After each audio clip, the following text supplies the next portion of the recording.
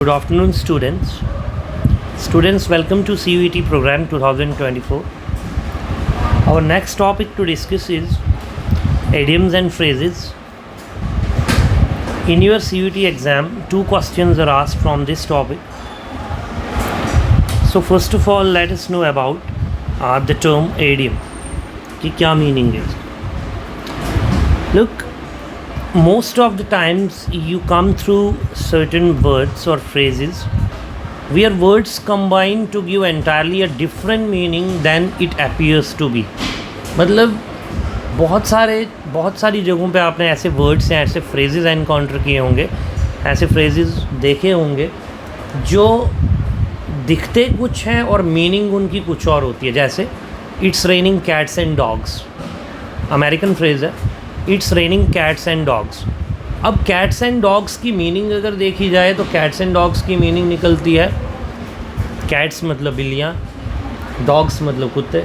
लेकिन इसको जब एज फ्रेज देखा जाता है तो मीनिंग एंटायरली डिफरेंट है. इसकी मीनिंग होती है रेनिंग हैवली या हैवी रेन जिसको कहते हैं. ठीक है. सो रेनिंग कैट्स एंड डॉग्स एक फ्रेज़ है. सो फ्रेज़ का मीनिंग क्या होता है, मतलब क्या होता है, जो वर्ड्स एक साथ मिलके एक डिफरेंट कोर्स यानी कि एक डिफरेंट मीनिंग तैयार करते हैं. An idiom is a phrase where the words together have a meaning that is different from the dictionary definitions. जैसे who is the earner of bread and butter in your family. तो यहाँ पे bread and butter का मतलब रोटी और मक्खन नहीं है. It means the earner, it means one who earns. ठीक है. इसी तरह से बहुत सारे फ्रेजेस यूज़ होते हैं like a blessing in disguise, like a doubting Thomas. बहुत सारे ऐसे वर्ड्स. अब देखिए इनकी मीनिंग्स क्या है, कैसे इनको हमने यूज़ करना है. Let's have a look. The first is a bird in the hands is worth 2 in the Bush. A bird in the hand is worth 2 in the Bush. देखिए अगर मीनिंग देखी जाए डिक्शनरी मीनिंग तो पूरी अलग निकलती है. फिर ऐसे निकलता है कि बर्ड है, हैंड है, ठीक है, bird in the hand is worth 2 in the bush. लेकिन इसकी मीनिंग वर्ड्स से अलग है. It means having something that is certain is much better than taking a risk for more. ठीक है. हम कभी क्या करते हैं, we take the things for granted. हम सर्टेन मान के चलते हैं. तो इसका मतलब है कि अब सर्टेन मानने से अच्छा है it's better to take risk for more, क्योंकि because chances are you might lose everything. जहाँ पे आप सब कुछ खोने के चांस में होते हैं ना, then it's better to take the risk. तो वहाँ पे आप ये फ्रेज़ यूज़ कर सकते हो, इडियम यूज़ कर सकते हो. A bird in the hand is worth 2 in the Bush. मतलब जो हाथ में उसका फ़ायदा उठाओ अभी, जब तक वो भी हाथ से चला जाए. फाइन.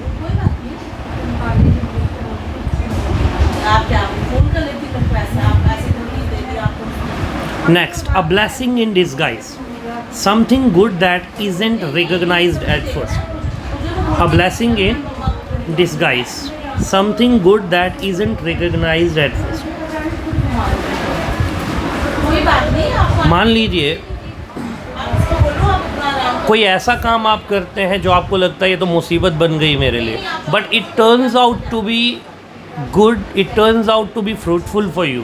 उसको कहते हैं blessing in disguise. At first recognise हुआ कि ये तो मुसीबत बन गई, but it later turned out to be a blessing for you, that is blessing in disguise. मतलब आपने सोचा नहीं होगा, आपने सोचा ये चीज़ जो है मेरे पक्ष में नहीं है, ये चीज़ अपोजिट है मेरे, लेकिन जब वो आपके पक्ष में आ जाती है यानी कि आपको फ़ायदा देती है, that is called as a blessing in disguise.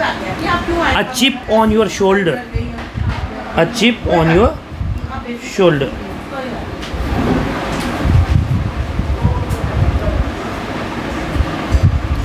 Being upset for something that happened in the past. ठीक है, कह देना कंधे पे बोझ. A chip on your shoulder. जब आप किसी पुरानी चीज़ को लेके, पुराने किसी थॉट को लेके, किसी हैपनिंग को लेके, किसी इंसिडेंट को लेके परेशान होते हैं, when you are upset for something that has happened in the past, that is a chip on your shoulder. Fine. This is again an idiom. A dime a dozen. A dime a dozen कब बोलते हैं हम? कहते हैं ना ये तो बहुत आसान है आपके लिए, ये चुटकी में हो सकता है, you can do it very easily, ठीक है। तो anything that is common and easy to get, इसको कहते हैं डाइमा डजन, जो बहुत आसानी से कोई भी कर सकता है। अ डाउटिंग थॉमस कब बोलते हैं? A sceptic who needs physical and personal evidence in order to believe something. देखो आपने देखा होगा आपके क्लासमेट्स, आपके आसपास रहने वाले लोग या रिलेटिव्स, हाँ there are most of the people जो यकीन ही नहीं करते हैं किसी चीज़ का। When you tell them something, वो क्या करते हैं, वो आपसे एविडेंसेस मांगते हैं, they ask for physical and personal evidences, ठीक है। आप बताते हैं ऐसा हुआ, नहीं मुझे सबूत चाहिए, मुझे पूरा बता दो, तो उस इंसान को आप डाउटिंग थॉमस कह सकते हैं। दिस इज़ अगेन एन ईड। A drop in the bucket, a drop in the bucket, a very small part of something big और एक बहुत बड़े हिस्से का छोटा सा हिस्सा, मतलब एक बहुत बड़ी चीज़ का छोटा सा हिस्सा। मान लीजिए आपके पास एक गाड़ी है, गाड़ी का एक छोटा सा पार्ट अगर आपके पास है, you can call it a drop in the bucket. इसी तरह अ ड्रॉप इन द बकेट का मतलब क्या है, बाल्टी में से एक बूंद, ठीक है। It means very small part of something. जैसे सिलेबस की बात करें, ठीक है, तो आपका बहुत वास्ट सिलेबस है CUET का, लेकिन अगर हम बात करें इसमें एक कंटेंट की, it's a drop of the bucket, जो हम अभी पढ़ रहे हैं, क्योंकि आपने सारा सिलेबस पढ़ना है। So drop in the bucket means very small part of something. A fool and his money are easily parted, a fool and his money are easily parted. चलो इसकी मीनिंग फिर भी थोड़ी सी मैच होती है इसके वर्ड्स के साथ, ठीक है, क्योंकि मीनिंग भी वही बता रही है कि it is easy for a foolish person to lose his her money. एक बेवकूफ़ इंसान के लिए पैसा गंवाना बहुत आसान काम है। A house divided against itself can not stand, a house divided against itself can not stand. इसका मतलब क्या हुआ, everyone involved must unify and function together or it will not work out। कहते हैं ना united we stand, divided we fall, same way। if we work together we need to unify and function together in order to produce something, ठीक है। हर एक की involvement जब चाहिए ना तब ये लगता है। a house divided against itself cannot stand, ठीक है। that everyone involved must unify, हर एक को एक होना पड़ेगा, and function together or it will not work। A leopard can't change his spots, ठीक है। A leopard can't change his spots, ये कब यूज़ करते हैं, when you see a person who cannot change, who is not liable to change, बहुत rigid और flexible है, आप उसके लिए ये phrase यूज़ कर सकते हैं, you cannot change who you are, ठीक है। leopard can't change his spots, तो आपको जब लगता है मैं एडमेंट, मैं फर्म हूँ, डिटरमाइंड हूँ किसी चीज़ को लेके, आप अपने लिए भी यूज़ कर सकते हैं। leopard can't change his spots। Next, penny saved is a penny earned, penny saved is a penny earned। ये तो बहुत सिंपल है कि अगर आप थोड़ा थोड़ा पैसा बचाते हैं, it means a lot, it means by not spending money you are saving money, simple. A picture paints 1,000 words this way, a picture paints 1,000 words. कभी क्या होता है, आप देखते हैं कि विजुअल प्रेजेंटेशन जो होती है, it tells you more than the spoken words, ठीक है। कभी इंसान का चेहरा, कभी इंसान की तस्वीर, कभी कोई ऐसी फ़ोटोग्राफ आप देखते हो that speaks much than the words, कभी एक ऐसी सीनरी देखते हो आप, ठीक है, that tells us about the beauty of that place. So a picture paints 1,000 words, इसका मतलब ये हो गया विजुअल प्रेजेंटेशन बहुत कुछ बोल देती है कभी वर्ड्स से ज़्यादा।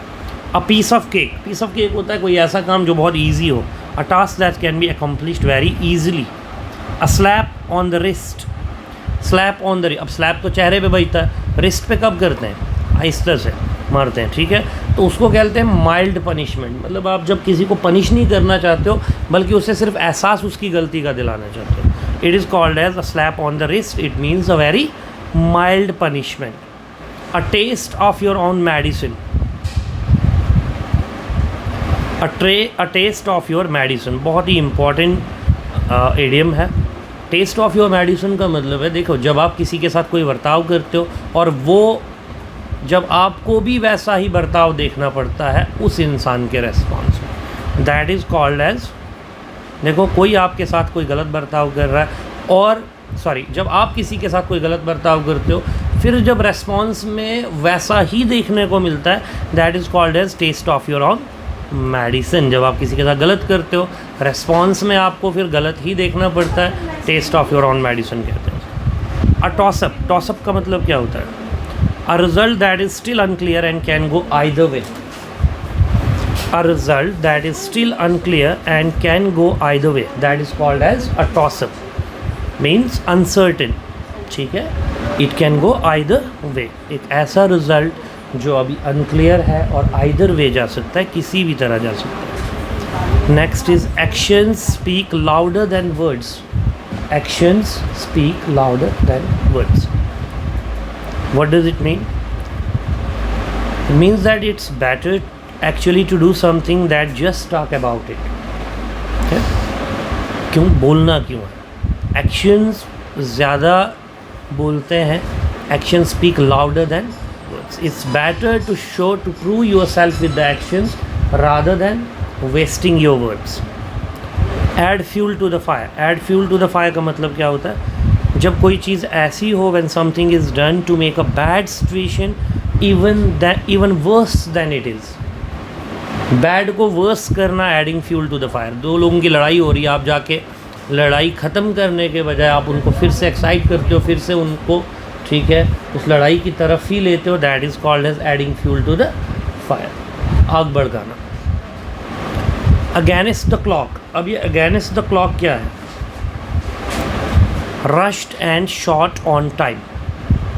Against the clock, rushed and short on time, मतलब when you fall short of time, when you are rushing towards something, it is against the clock, वक्त की कमी होना। All bark and no bite. All bark and no bite क्या होता है? ठीक है, सिर्फ भौंकता है लेकिन काटता नहीं है। When someone only argues, threatens, shows aggression, but is never willing to fight. बहुत सारे लोग ऐसे होते हैं जो आपको शोर से, वर्ड से ही दबाने की कोशिश करते हैं, but they are not willing to fight. So इसको बोलते हैं all bark and no bite. All bark no bite, सिर्फ शोर, बाकी कुछ नहीं। All Greek to me, all Greek to me का मतलब क्या है? Meaningless and incomprehensible, like someone who can not read, speak, understand any of the Greek language would be. बिल्कुल मीनिंगलेस, इनकॉम्प्रिहेंसिबल, जैसे एक ऐसे इंसान के लिए जो ना बोल सकता है, ना रीड कर सकता है, ना अंडरस्टैंड कर सकता है किसी भी ग्रीक लैंग्वेज को। इसीलिए इसमें वर्ड ग्रीक यूज़ हुआ। ऑल ग्रीक टू मी मतलब मेरे लिए सब बराबर है, मुझे कुछ समझ नहीं आ रही है, मीनिंगलेस है, इनकॉम्प्रिहेंसिबल है। All in the same boat, selling in the same boat भी कहते हैं। जब तमाम लोग एक जैसी प्रॉब्लम फेस कर रहे हैं उसको बोलते हैं all in the same boat. When all the people are facing the same challenge. An arm and a leg बहुत इंपॉर्टेंट वर्ड है। जब आप कोई चीज़ खरीदने जाते हो, when it is very much costly, when it needs a large amount of money, उसको बोलते हैं an arm and a leg. बहुत महंगी, बहुत expensive, an arm and a leg. An axe to grind, N axe to grind होता है किसी के साथ झगड़ा हो जाना, to have a dispute with someone. An axe to grind is to have a dispute with someone. Apple of my eye, apple of my eye किसको बोलते हैं? जिसको आप सबसे प्यारा मानते हैं, ठीक है, someone who is cherished high above all others, ठीक है, जिसको आप सबसे ऊपर मानते हैं, देखिए किसी के लिए फादर, किसी के लिए मदर, ठीक है। So apple of the eye. As high as a kite, as high as a kite, ये उस चीज़ के लिए जो बहुत ऊंची हो। यूजुअली ये हवा में उड़ते, आसमान में उड़ते चीज़ों के लिए हम यूज़ करते हैं, high up in the sky, ठीक है। At the drop of a hat, at the drop of a hat होता है चुटकी में जब कोई मान जाए। Willing to do something immediately, आपने बोल दिया, ठीक है, और वो एकदम से मान गया। आप बोल सकते हो he agreed at the drop of a hat, मतलब वो जल्दी से मेरी बात मान गया। चलिए, ये पार्ट 1 था। Part 2 will meet you in the next video with second part.